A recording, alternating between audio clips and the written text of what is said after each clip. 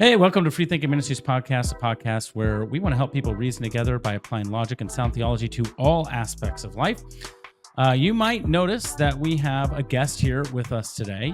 You might recognize that he is a guest that was with us about a month ago or a few weeks ago. I don't remember exactly how long ago, but we talked about his new book.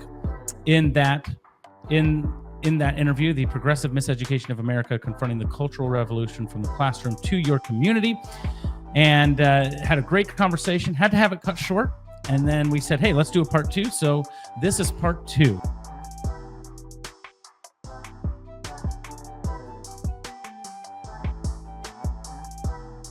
So Dr. Corey Miller of Ratio Christi, and you got your shirt on there, Ratio Christi, and we had a great conversation last week. So thanks for joining us. Thanks for having me back. That's gracious of you.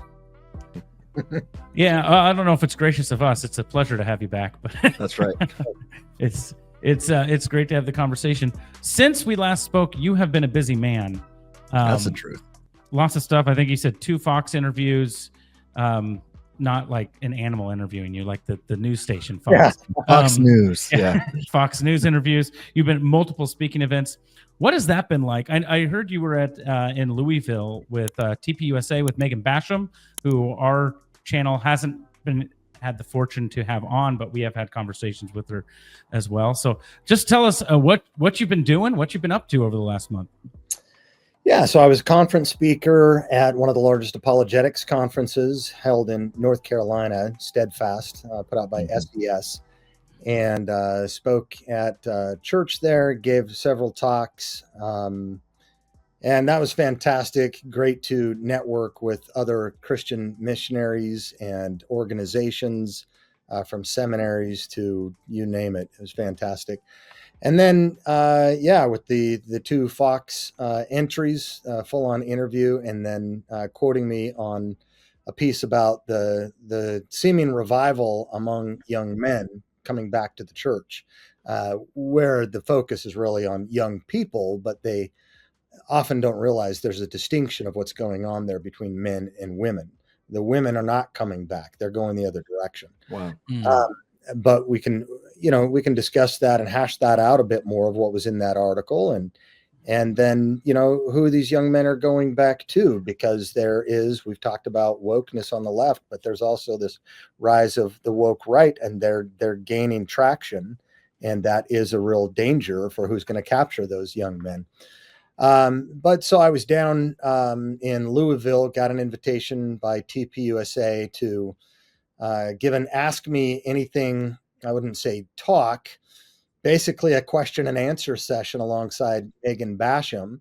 Megan is, of course, the author of Shepherds for Sale, talking about how many Christian pastors have sold their churches to kind of a leftist narrative.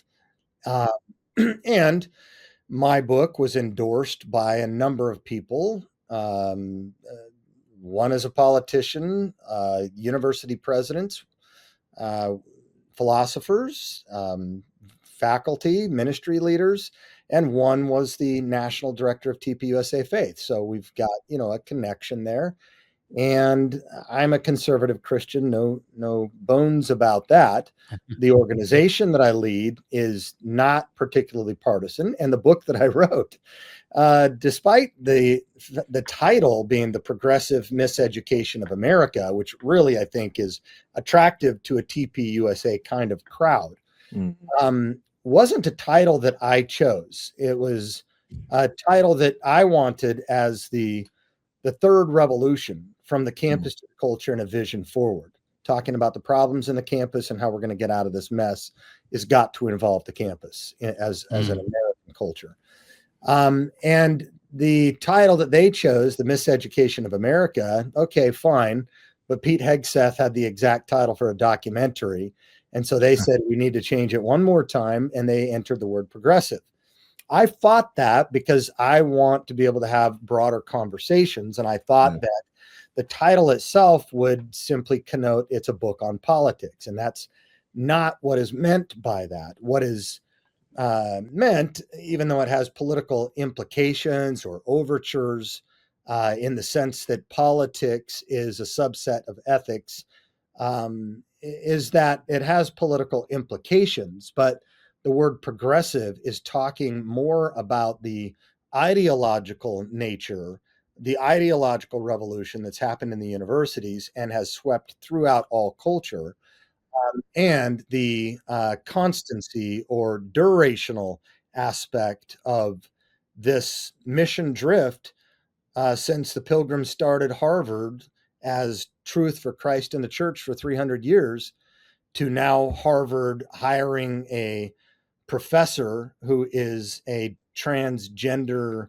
um, drag queen expert and courses on drag at Harvard, no doubt. So we are definitely in cultural revolution. It definitely has to do with the universities. But my recent, event in Louisville was an Ask Me Anything, where people could literally come up and ask you anything, and it happened to be on the birthday of Charlie Kirk, on the birthday of George Floyd, and we know everything hit the fan that year that George Floyd died. Yeah. And we've been that was the trigger for these Marxist revolutionaries to come out under the guise of race equality, but was really critical race theory, then critical queer theory, gender theory, everything theory. And Charlie Kirk gets shot by someone who's got a relationship with not only a trans, but a trans furry, Yeah. because of course, the ideology is that knowledge is a social construction of reality. We don't know things in the world. We construct what we believe, and we decide on what we believe, and that includes our identities. I think I'm a woman trapped in a man's body, so be it, I am. Yeah. And if you oppose me in that, you hate me, you're trying to erase my existence, and you're trying to murder me, and that's why Charlie had to go. And it wasn't just according to their ideas, and it wasn't just that I might be a woman trapped in a man's body, but in that case, a furry trans. Yeah. I can be a different species. I can be someone that's black trapped in a white body. This stuff is just crazy. And you might be seeing, some cultural pushback on some of it now, but nothing's changing in the universities. And that's why my contention is all hands on deck, stupid. It's the universities. Don't allow some breath of fresh air that we're feeling right now, even related to the Charlie Kirk phenomenon, maybe some sort of revival happening to pull us off of our task. If the universities don't get changed, then dumping a dump truck of chlorine downstream so that we can see clearly to the bottom for 15 seconds, not where the answer is at. So, I did that with Megan Basham, and it was an interesting experience because TPUSA is primarily a political organization. Ratio Christi is an apologetics evangelism organization on the campus. They're on the campus. We're on the campus. We have some similarities in things we value and why we value it, but we're coming from different vantage points, and I learned a lot through the process as well. Yeah, well, Charlie Kirk did a great job of showing where that overlap is. He as the face of TPUSA did, was starting to learn more apologetics from Frank Turek and others, and you could see his journey. But yeah, I mean, there is some overlap there where you're focusing on apologetics and TPUSA on maybe politics. But yeah, talk about that overlap a little bit. What is that like? Sure. So, first of all, even though the experience was amazing, being with someone from the Daily Wire, being with TPUSA, and how I'm envisioning, possible areas where we might be able to work together without losing our missions and identities in one respect. But I was also moved by the fact that the security guards. We get out of the vehicle. We've got full on security. 4 security guards immediately form a diamond around us, walk us. It felt like the Benghazi movie or something like that. You're going to the safe house. We get in there. There's a police officer there. They let us in. The police officer leaves. 2 of the guards stand outside the door. and then 2 others go somewhere else. We're in there anticipating some of the questions, what might come up at an event like this. Then they come back in and they say, "Are you ready?" They escort us out. Again, diamond shape, moving down the corridor, getting into, it reminded me of, seeing a video of Tim with his, weapon out. Only they didn't have the guns. Oh, really? And that was interesting as well. And they were some of the same guards that guarded Charlie. Really? Wow. And I could tell just by looking in their eyes, they weren't about to let this happen again, even if it was guarding me as body guards, throwing their bodies in front of me. Wow. Go on stage, do our thing. After we're done, as soon as I stand up, they're already up, scanning the audience, and I move over to the left, and immediately I'm flanked on both sides. Wow. And I felt like a real president. Yeah. We're in the black vehicles. And in fact, I think it was a black SUV. Wow. Dropped off in. But, the fact that these guys even had to do that, the fact that we had guards, why do you have to do that in today's culture? We're out there talking about ideas at universities where it's about viewpoint diversity. And Charlie Kirk was all about that. And he was the one of many of the people that are in a similar lane that's fairly young and influential with the younger generation who actually wanted to have a conversation, and they shot the guy who wanted to have a dialogue. Yeah. And so what does that say to the rest of us? And how many other people say, "See, I told you so." We're picking up guns, and the woke right starts to emerge. And now we've got the woke left, which is majoritarian by far, but now we've got problems within the woke right. Tell us about the woke right. What does that mean? That's good. So in one of the Fox News interviews of me on the resurgence of the youth of America coming back to church, you see Bible sales going up through the roof, you see Christian music downloaded, and there's this sense that there's this revival taking place. And I think it's multifaceted. You do have a move toward the right, toward conservatism, toward church, and so forth happening. It is not among the females primarily. The females, and this is not again by accident, connected to the campus. Everyone says, follow the money, follow the money. In my world, I say, follow the upstream to the university. That's where it happens. And so females are outnumbering males in undergrad enrollment, in graduate school enrollment, in PhD enrollment, and among assistant professors. Not long from now, they will be the dominant professors in the universities as full professors and department heads as well. You are literally witnessing the demographic feminization of the universities. And that will have ideas concentrated consequences as well. With this thing we call sympathy or empathy or toxic sympathy or whatever, tend to be more heartstring than the guys, which tend to be more cerebral at times, not always, but many times. And sometimes they get the rap that they're too cerebral and they're bullheaded and they're the insensitive male. Okay, maybe a virtue of that is that they're more stable at sometimes too, but then they can't be as good caregivers because they're just up here. It's almost like the created order had a purpose. It's like God intended something there, right? Complementary.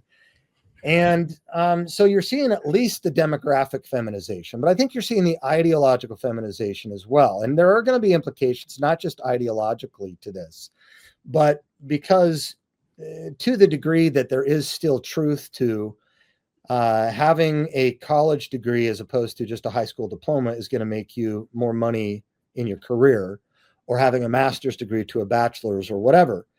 If that still holds true, then even for Christian couples, you're going to find that the breadwinner is almost always going to be the woman. And that is also going to affect not just the psychology and the sociology in the home, but the birth rate issue that the entire Western world is facing, where right now you have to have 2.1 children per mother. Well, we talk about Korea in one generation, they'll be 50% their population. Japan will be 50% in 2 generations. America is on the treadmill. In 3 generations, America will be half its current population. That impacts Social Security and all kinds of other things as well. We're 1.6, and our average mother is giving birth now at age 30 or 28. 28. And so the families are shrinking as well, and conservatives tend to be bigger families. Not for long. All of this stuff is up for grabs. In any case, it's the men that Erica Kirk said that Charlie had a passion for the lost boys of the West. Okay, well, these boys are going somewhere. They are. And I challenge, though, the uber optimism in the article that people want to make of this, that we're all coming back to Jesus. No, are they following Joe Rogan uh, and Dr. Peterson, Jordan Peterson? Joe Rogan says we need Jesus. Dr. Peterson says he's an existentialist Christian, but we've all analyzed what that means and pushed him to the brink. He's an existentialist Christian, but that doesn't mean he's a Christian. Yeah. Are they following those guys? Are they following Nick Fuentes and the woke right, who is an anti-Semite and who says some very potty mouth things against blacks, against Jews? Yeah, he's a race essentialist. Absolutely. Absolutely. How does that make him on the right? Yeah, well, when the Charlie Kirk shooting happened and everyone's saying another trans shooter adjacent or whatever, and all this stuff's happening for the left, quickly people on the left started coming out with, oh, no, the political violence, all the studies show that it's actually equal. And in fact, no, it's more on the right. Yeah. Well, a lot of people don't dig in and do their homework on the methodology. But if you do, you'll find that it includes the KKK on the right. It's not going to include typically trans school shootings as political violence. Yeah, it'll include Muslim Islamic terrorism as on the right.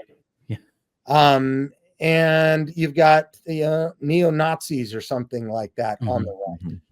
Well, okay, but the Nazis, are they really right or are they left? Hitler and Stalin, they were all socialists. Right. In the 1930s, when they emerged, it was a battle. Who's going to control Germany? Is it the Frankfurt School of Critical Theory socialists, the Antifa group, or is it the little mustache guy who believed in borders, blonde hair, and blue eyes? They were all socialists. So, and all authoritarian and all preoccupied with race. Yep.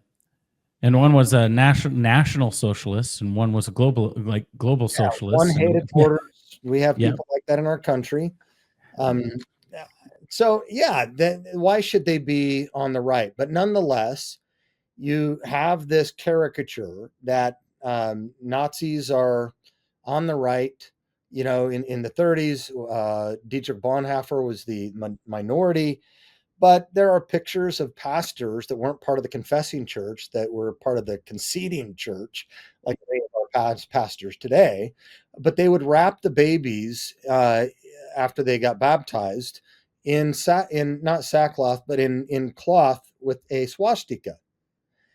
Today, in some churches, you may as well have a hammer and sickle. Right? So in any case, they say that's the woke right. That the woke right is this identity group that is doing many of the same things, hardliners, as what we've seen on the woke left. And you could have even Andrew Tate, that is a wife. The wife, bring back the wife beater reaction to feminism, bring back the patriarchy this way, and the white class as well, Nick Fuentes.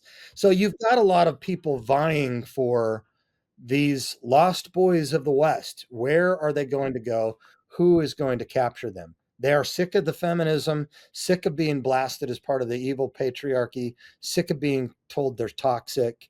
They're highly suicidal compared to where we were a decade or 2 decades ago. They're looking for hope. They're looking for change, but not that kind of hope and change that began our downfall in 2015. So how do we get them? Yeah, before we get to answering that question, I do want to say one thing.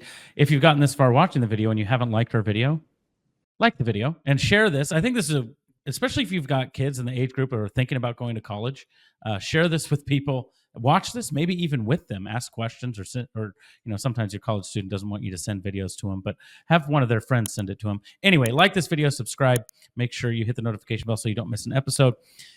Anyway, sorry, I needed to get that plug in there as per my usual arrangement. Good job. So if you stuck around during that plug, now, Dr. Corey Miller, what does it take? The last time we talked about how we got to this point.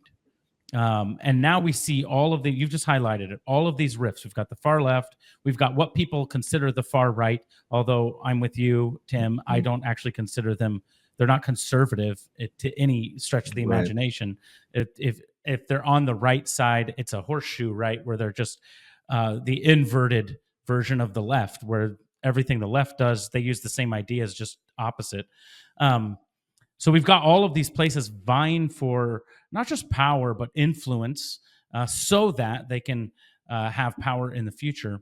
As Christians, people who do have a vested interest in conservatism, which is conserving the way of Christ and the law of Christ, we're seeing all these factions emerge. How do we move forward? What is, that's part of your book, is how do we make America good again? How do we move forward so that we are actually inviting these disaffected young men? And then I think by extension, you can tell me what you think of this. I think by extension, if we do that with young men, eventually young women will end up following, because that feminism and that stuff is starting to be bankrupt as well. Eventually, they will see that actually being a mother, that's actually something good. How do we get those young men? How do we influence the culture in such a way that we don't lose the forest for the trees? Yeah, it's a complicated issue, but in my book, I say, okay, how are we going to get out of this morass, this mess? It's a mess in the churches. It's a mess in the university. It's a mess in Wall Street, on Main Street. We are in a cultural revolution in this country. It is not grandma's America anymore. And if we want to sustain something for our future generations, we need to be thinking about this from a number of different vantage points. Of course, I'm going to emphasize the university. If you want to change the culture, change the university. But as Ratio Christi, our fundamental mission is equipping students and professors to give historical, philosophical, and scientific reasons for following Jesus. We think Jesus is the best revolutionary. He is what made the West best. He is the one who brought about, through his followers and their consistency in applying this from a hub to its various spokes, extending outward for a long time. The first hospitals came about through Christianity.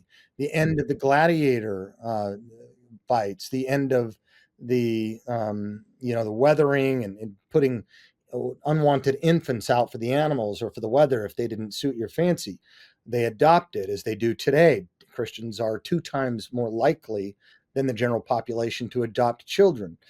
We started the universities. We were responsible for the foundation of free market economics that has liberated half the world, even if we've detached ourselves on Wall Street from the anchor.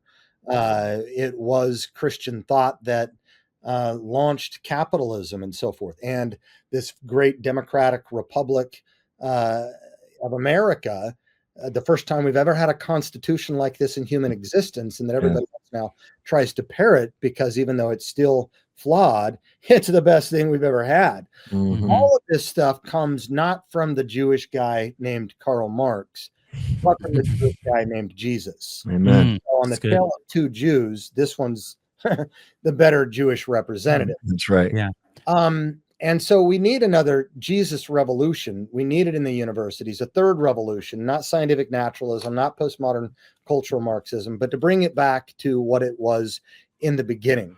My final chapter is MAGA and the morning after. Can America be made great again if America is not made good again? And I say, no, it can't. Richard Dawkins wants to be a cultural Christian now. He loves the fruit of Christendom. He loves the church bells. He loves to shop in the supermarket for the Christian apples.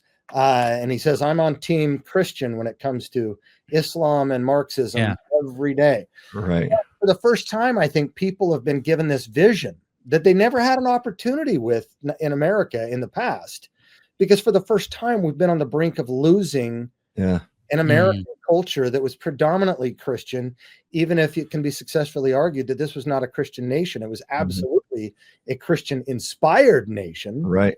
No doubt about it. And there's no good thinker that can argue contrary to that. But over time, and I tell the story of through the book, how this happened, how we lost the universities, and then how, because of that, we ended up losing America. We lost the pulpit. We lost the corporate world. We were losing it all. It's not completely gone. I don't side with Rod Dreher, that I call Rod Dreary. When I applied Chat GPT to my book and said, who's my greatest nemesis, his name came up. Really? Because he says the culture war is over. We have lost it. Now we need to hunker down and decide for our families and cell groups. And so he's pursuing, I heard dual citizenship in Hungary, place where Peter Boghossian says that's where all conservatives go. How come you're not there? Sorry, not everybody else can do that. And no, we haven't lost all this. And that's a defeatist mentality. We have a plan. We have an opportunity here.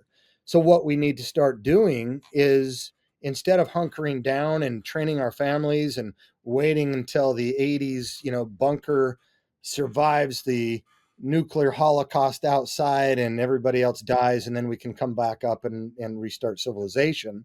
No. We're not defeatists. We need to continue this march and take a cue from the Marxists, the long march through the institutions, to make sure that that Christianity has argued that it's good for the world. We're being charged now with evil, with wickedness, with hatred, with being hideous, headless, being harmful, with being oppressive. That's the new charge on the campuses. That's what our chapter directors are saying.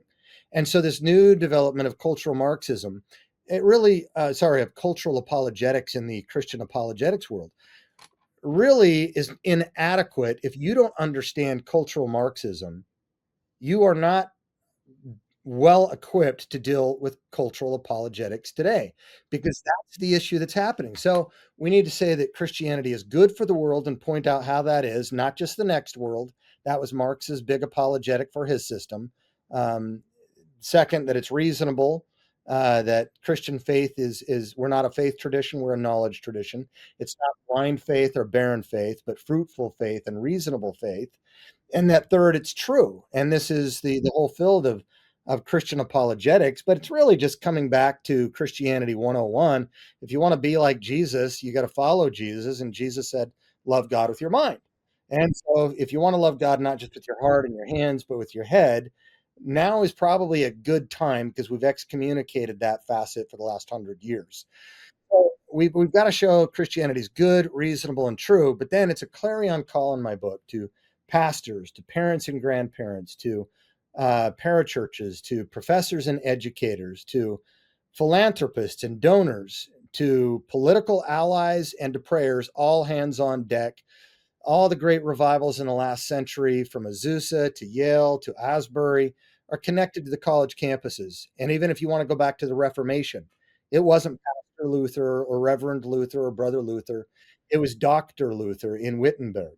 So the college campus is ground zero. But even if you're not going to go there like Ratio Christi is, everybody has to prepare for what's coming out of there, because you can't hide from it. And so pastors have to step up, stop introducing skinny jeans and fog machines in the pulpit. The influence coming from sociology and culture rather than theology and scripture. The parents, it's really hard for one reason or another, whether it's feminist ideology, whether it's standard of living, whether it's because we've created a financial situation where both parents need to work full time now. So we've pawned our kids off to the youth pastor, whose statistics of holding a biblical worldview are worse than the senior pastors, which is not good across America. The parents need to step up and train their children in the way they should go. Otherwise, they're paying for the apostasy of their own children. We need to be thinking about prayer, obviously, but our political alliances. And by that, I mean everyone from liberal atheists who have an interest in civilization, in Western civilization, because there are certain things about that civilization that gives us a platform. If we didn't have Alliance Defending Freedom, for example, we would not have 4 federal victories, 5 appellate court victories, 2 SCOTUS assists, and a recent defeat of Joe Biden's Department of Education. When you say we, you're talking about Ratio Christi. Ratio Christi, yeah, because we take Paul seriously when he argued for his Roman citizenship. And so we argue for our American citizenship, that we should have a right to freedom of speech and religion. And we should have at least an equal platform on the university campuses. Those things are things that we started. We ought to at least be equals now. Yeah. Well, and I mean, Elon Musk, I mean, Turning Point USA, I mean, Campus Crusade. I mean, anyone who has a vested interest in good on a larger scale of culture. And then sometimes when it comes to gospel presentation, obviously, we're going to have a thinner group to work with. But we need to think about alliances, because we really are at a tipping point in this country. We really are in a revolution.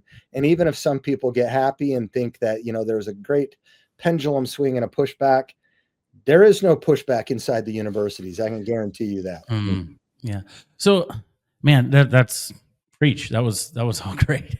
What do you say to people who maybe they're not reading your book, they're ancillarily connected to some vague form of apologetics, they're kind of politically aware, but they've been convinced that the church being involved and speaking about any political issue that the world calls political, not just that they would call political, but that the nation, that the world would call political, that the news would call political, that is not being loving to the neighbor, and is not actually giving an opportunity to platform the gospel in a way that would invite people. Because this is what I'm hearing a lot is from the I will name names, from the Phil Vishers of the world, that are so moved by this empathy that they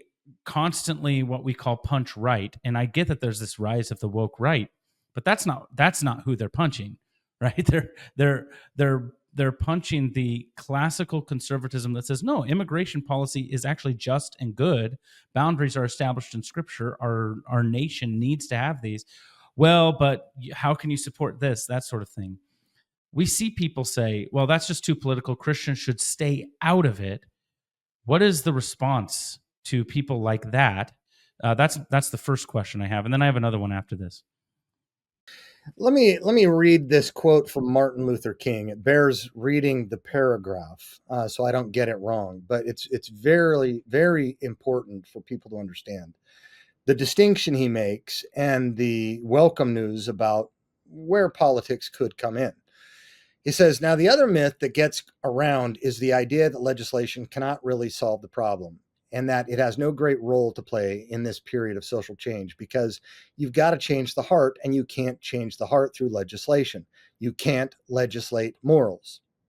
The job must be done through education and religion. Well, there's half-truth involved here. Certainly, if the problem is to be solved, then in the final sense, hearts must be changed. Religion and education must play a great role in changing the heart. But we must go on to say that while it may be true that morality cannot be legislated, behavior can be regulated. It may be true that the law cannot change the heart, but it can restrain the heartless. It may be true that the law cannot make a man love me, but it can keep him from lynching me. And I think that's pretty important also. Yeah, that's great.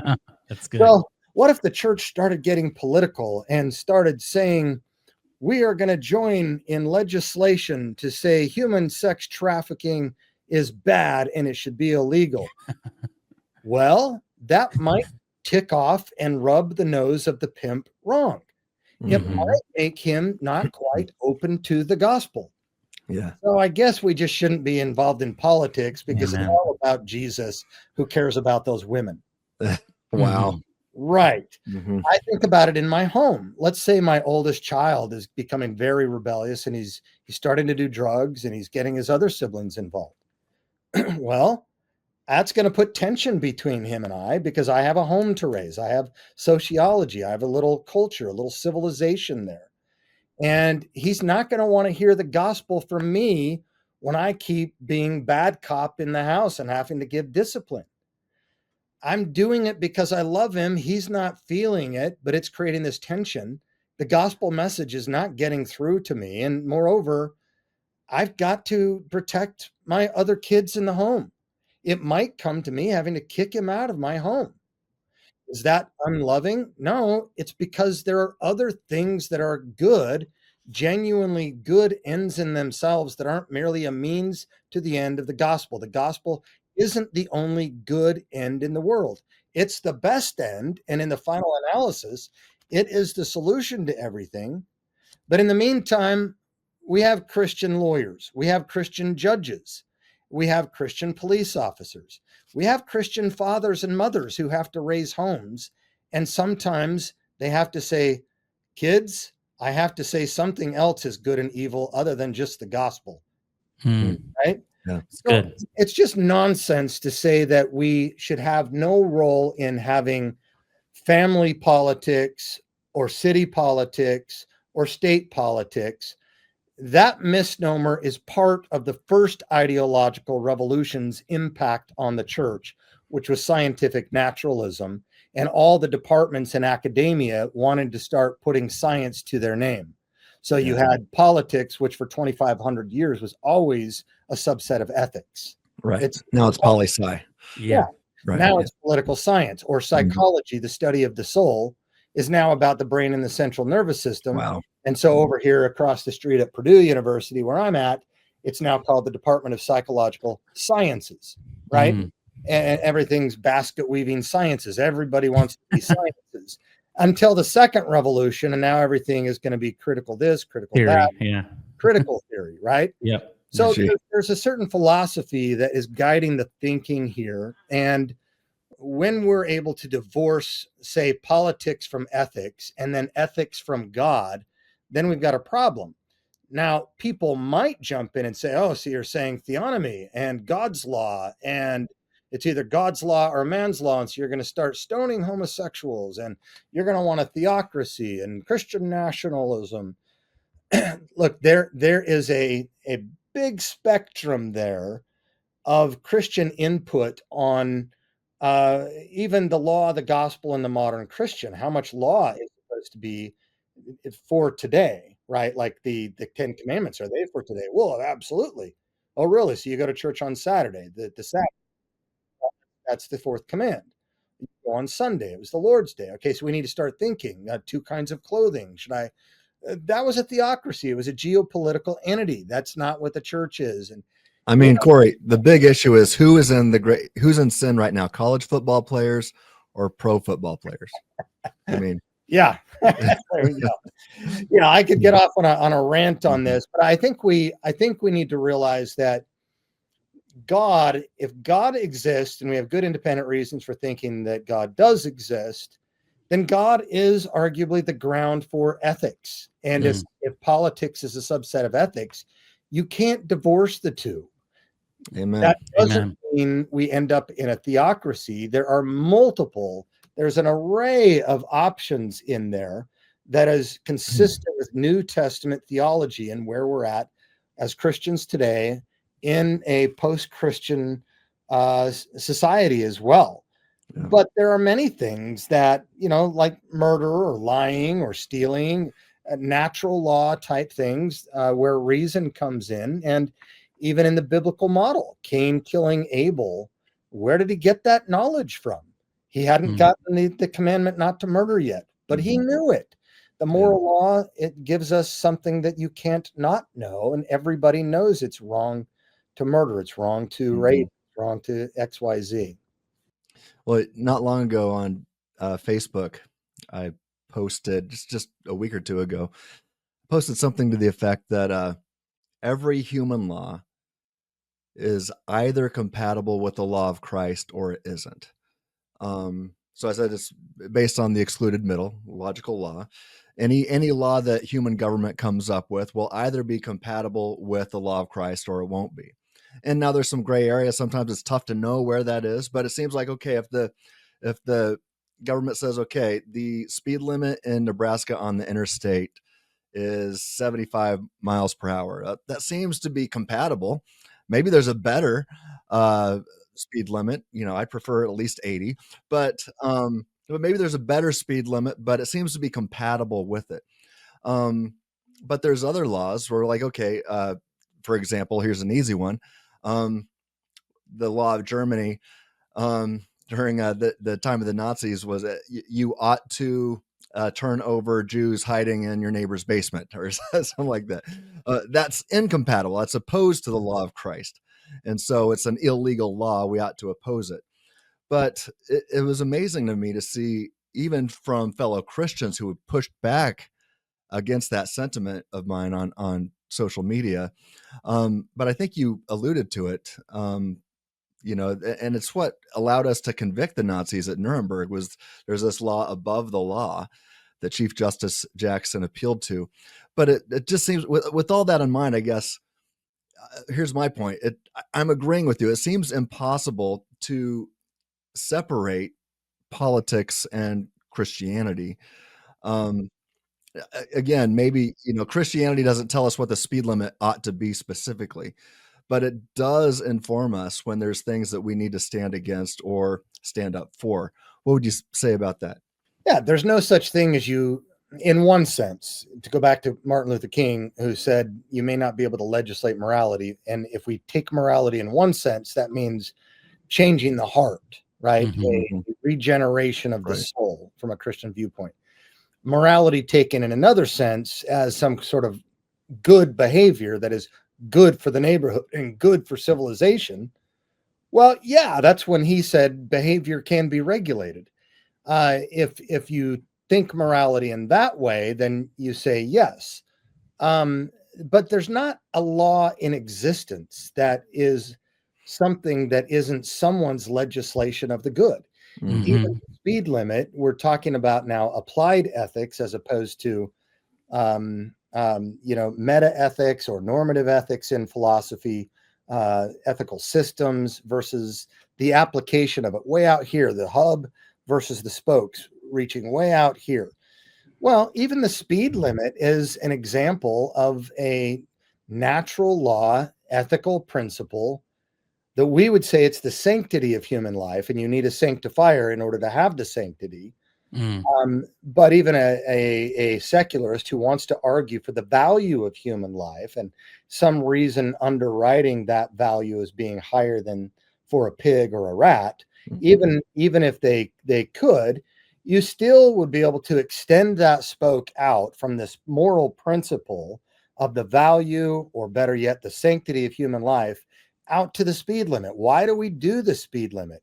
Why do we do it at 25 miles an hour near a school zone and 75 miles an hour near a freeway? Yeah. Because some of those little kids are walking by there, the most vulnerable, who don't watch for traffic. We don't have the speed limits where there are deer or where there are rats or anything like that crossing the road. And if you're a 16-year-old boy, you're thinking, that's roadkill and 10 points. But the speed limit itself is set with some rhyme or reason for the safety of human beings. It circles from a precept out here in a concentric circle to a principle in here that's a universal, timeless truth, the sanctity of human life, or the value of human life.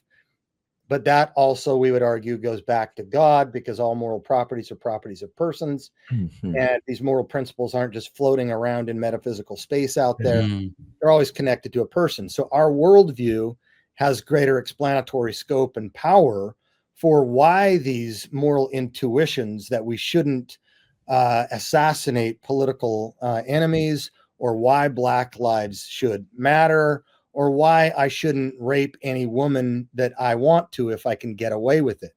Mm-hmm. Why? Because we are created in God's image, and God is the one that makes the best sense of this morality that we can't not know, even apart from the Bible. Mm-hmm. And so that's why the West has been best, is because it starts from a theistic center, and not just any theistic center. We see what it looks like with the Islamicate, Yeah. and what Gaza has now become again. They start beheading everybody. Yeah. No, it's not the Islamic theism, it's Christian theism. Right. Yeah. Yeah. Amen. Amen. A few more questions before we let you go here today. Piggybacking off of a lot of that, I think I've shared this story before. Well, I actually share a different one now.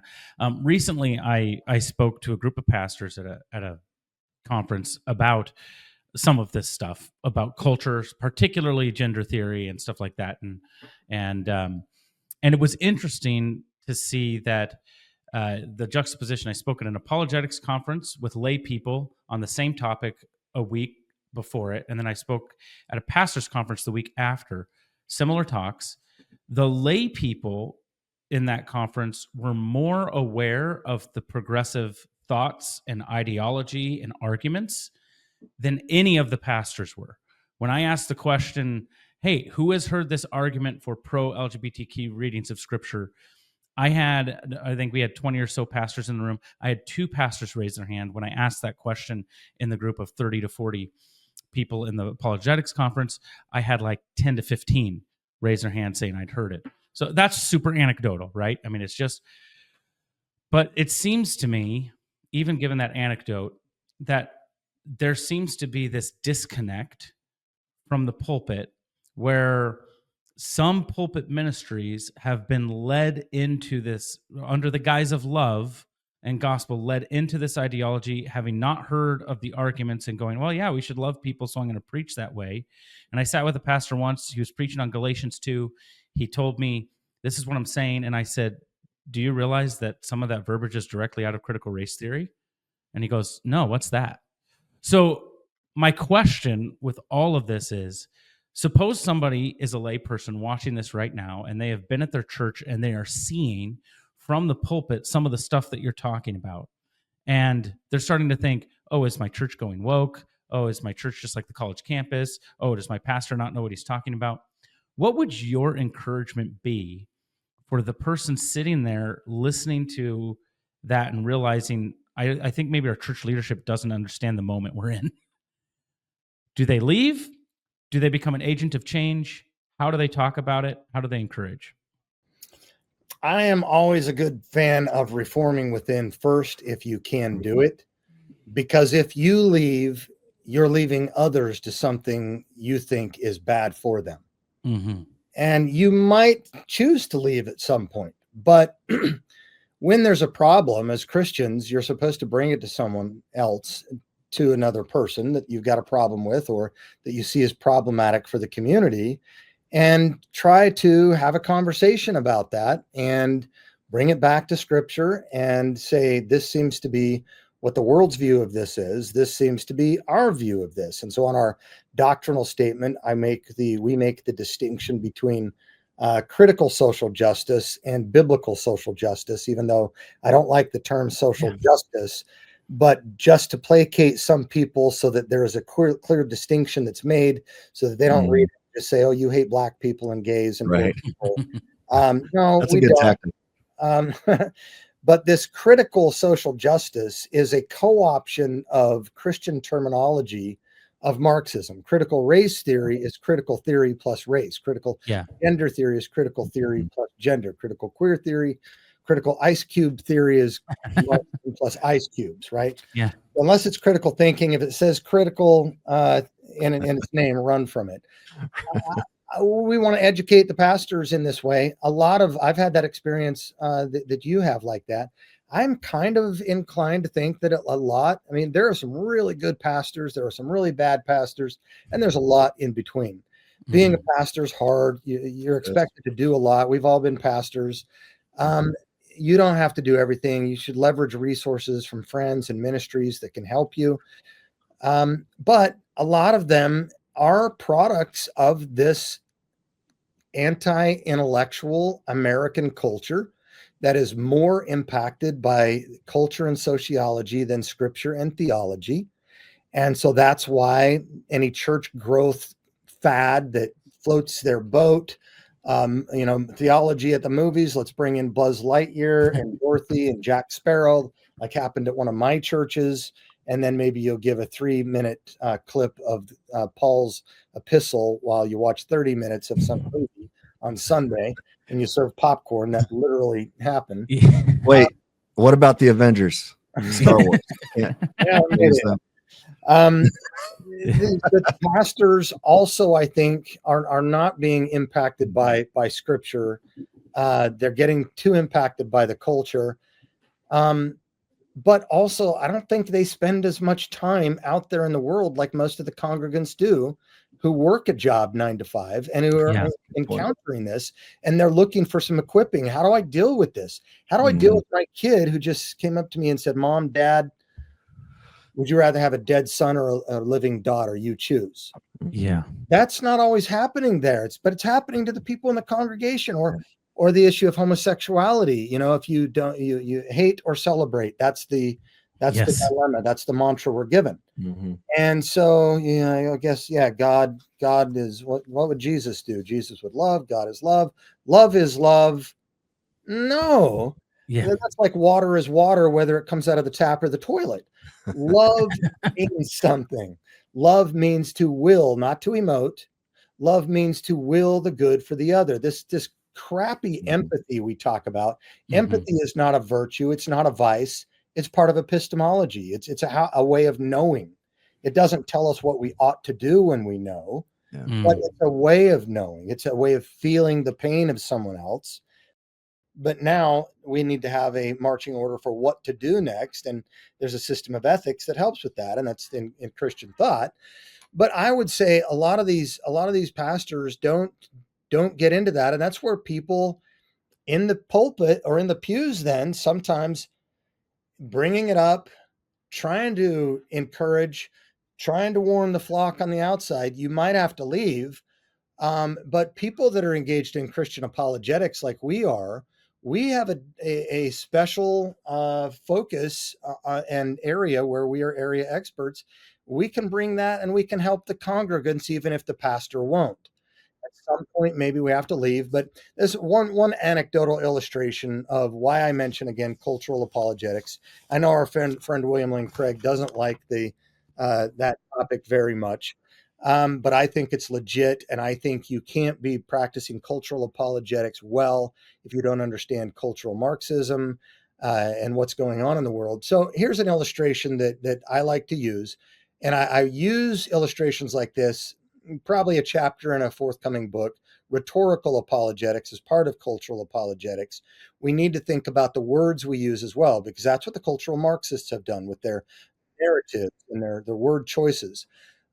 We need to recapture some of the words and the illustrations to show true compassion. So, example, suppose you have a person who's got brothers and sisters, and the next to oldest brother is getting addicted to crack cocaine.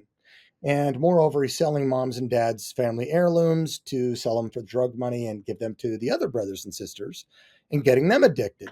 Would the most loving thing for you to do, go to them and say nothing, because you adopt a live and let live, to each their own, different strokes for different folks. You do you, I do me, your truth, my truth. That's just indifference. The second one, would it be, what will make you liked? We're conditioned to be in a like culture. We want likes on Facebook and Instagram and so forth. So I know what will make me liked. And my choice is to hate or celebrate. So his birthday's coming up. I'm going to celebrate him with a bag of cocaine. Happy birthday, brother. Would that be the most loving thing to do? Or third, would it be you go to your brother and say, please, because I love you, stop doing this. You are going to an early death. You're going to bring our siblings to an early death. You're robbing from mom and dad. Because I love you, please stop doing this. Every time I would ask my philosophy class at Indiana University that question, and my ethics class in particular, they would say, every one of them, it was the third option. They realized the first two were not good. And I said, which one would be guilty of cocainophobia? They instantly knew, and they smiled, and they knew what was next on the topic of discussion. I said, what if it's the case that it's not homophobic to oppose homosexuality any more than it's cocainophobic to avoid that issue? What if the most loving thing to do is to tell them that it's going to bring about harm? And so I quickly go down, looking at a biomedical argument from harm, one that you don't even need the Bible for. And that is, well, all major world religions condemn homosexuality or fail to condone it under the do no harm principle. So either it's explicitly condemned or it's not condoned. So it's ungodly. Well, I don't believe in God. Okay, let's move to step two. It's unnatural. That's the plumbing argument. Nuts and bolts fit together a certain way. And if God made it, he's already told us. If God didn't and evolution caused it, well, still, you're not going to find any comfort there because it's survival of the fittest. And nature will select or preserve genes that lead to survival adaptivity. And sorry, that one's not going to enable you to reproduce. But even worse than that, not only will it not promote life, it will promote death because it's not only ungodly, unnatural, but it's also unhealthy. And because what happens here is just as, the three of us were born from a mom sometime back, and we were 7 pounds, 8 pounds, 9 pounds, 10 pounds. A vaginal delivery can pump out what is a 10-pound bowling ball. Wow. Try to defecate 10 pounds of excrement, and that brings new meaning to rip you a new one. And I say this to my ethics class. Half of them are nursing students. And I say, what I'm saying about this. I'm not trying to be crass. The vagina, whether it's from God or from evolution, has a certain elasticity that can stretch. It seems to be designed. The sphincter cannot split like that. And what happens is it does split, it gets destroyed, and bad bacteria and viruses come in and eradicate stuff in the blood system and the immune system. And the average male dies 10 to 30 years earlier. And the reason why this is not an anti-gay argument or a homophobic argument is because the same principles apply for a monogamous married Christian couple who, once they know the anatomy and physiology and what happens in rectal intercourse, you can't say love is love like water is water. No, love means something. It means to will, not emote, will the good of the other. And it is not loving to kill your wife much earlier. Wow. That's good. That's good. Yeah, it reminded me of something I posted on Facebook recently. It said, being loved and feeling loved are not the same. And we have made them the same in our culture. That we think I can define if I'm being loved by whether or not I feel loved. Imagine telling that to your 6-year-old when you make sure her hand doesn't touch the stove. Like, oh, no, wait, I wasn't really loving you even though I protected you. That's good. That's good. Thank you for your time. Before you leave here, you've been so busy. We talked about a little of these highlights off air. But if you'd like, what are some highlights from the times that you've been speaking, the travels in the last month or so, some of the things that have happened? Besides your appearances on FreeThinking Ministries. Yeah. That's off limits. Yeah, you can't say that. That's right. Well, I was at this one church in North Carolina. I finished my talk and went down to talk with some of the members of the congregation. And I saw this little girl approach me. And I waved to her to make sure she stayed there, and she was patient because maybe she hadn't done this very often, and there's a lot of adults around crowding in, and she might have been intimidated. So I waved at her, and the first guy left, and so I immediately looked to her, and I said, "Hi, what's your name?" She said, "Madeline." And I said, "How old are you, Madeline?" She said, 8. And I said, "What can I do for you?" And she stuck up her hand and shaked my hand. It's kind of like her elbow was locked. It was cute. And she said, "I don't often understand the people who speak behind the pulpit up there, but I understood you." And then she gave me this little card that she had created, and it says, "To Corey from Madeline, 3 crosses." And then inside, it's got the pulpit from where I spoke, the colors of the suit that I had on, and then my top baldness with side hair, goatee, big ears. It was perfect. And then she captured my first slide in my PowerPoint. It's talking about, is Christianity good or bad for the world? What is good? Like Pilate who asked, what is truth? She captured that. And I just thought, I am never going to forget you. That was the highlight of the weekend. I was a keynote speaker, gave several talks, did an interview with the president there of the seminary, but it was this little girl. That is awesome. That's awesome. Mm-hmm. Oh, anything else? We probably haven't eradicated the topics, but anything else? No. No, I would just encourage people, if you get a chance, buy my book or go to our site, ratio.link/PMA, and get the first chapter and introduction for free, to see if you want to get it. But the point to the book is to raise the issue of what is going on with America right now. We are on the brink. What do we as the church need to do about it in our churches, in our families, in our vocations? It's all hands on deck. We need to be thinking about, as goes the university, so goes the culture, as goes the U.S. university, so goes the world. And so I'm hoping people will get that. I'm hoping they'll share it out with their pastors, that I might get invited to speak in these churches and bring about the revolution of thoughtful Christianity back into the church. Are you scheduled to speak in Nebraska at any point? I am. I don't have a church that I'm speaking at yet, but I have Ben Blauer's Ratio Christi chapter. Man, and Ben's a good friend. Well, Josh, maybe that's something let's work on that. Help with. Yeah, let's work on that. We'll work on it with you. I'll send you a message. Okay. Yeah, so that book is The Progressive Miseducation of America, Confronting the Culture from the Classroom to Your Community. Check that out. I have not read it yet. It's on my list. I'm looking forward to it. But when you're working on a PhD, you have to read a bunch of other things. So I don't know when I'm going to get around to it. But I think it looks great.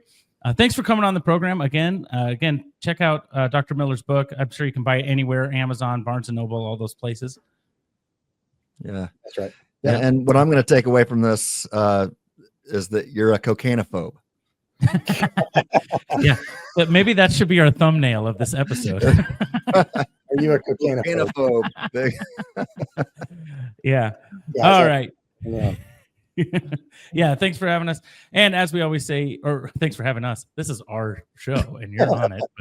But thanks for coming and being with us on the show. It was a delight. I'm sure we'll hopefully do this again sometime. And as we always say here at FreeThinking Ministry. Oh, before I say that, check out our previous episode. It is linked in this description. You can check out the whole previous episode where we talk about how we got to this point, and talk about what's happening on higher education. So if this is your first exposure to Dr. Corey Miller's book, check out that previous episode from about a month back. All right. Thank you once again. Make sure you like this video, subscribe to the channel, hit that notification bell so you don't miss another interview like this one with Dr. Corey Miller. And as we always say here at FreeThinking Ministries, stay reasonable.